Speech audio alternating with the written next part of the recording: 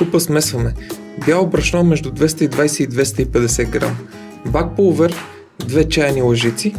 Захар 14 супени лъжици, може и кафява. Какао половин чайна чаша.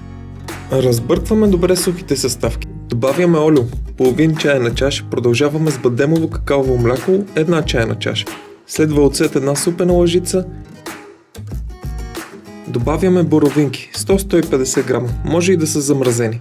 Веган шоколад около 150 грама на копчета или нарязан на ситно.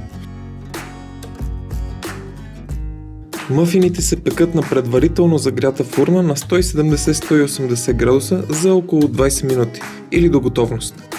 Проверяват се с клечка за зъби за тези, които са недоверчиви.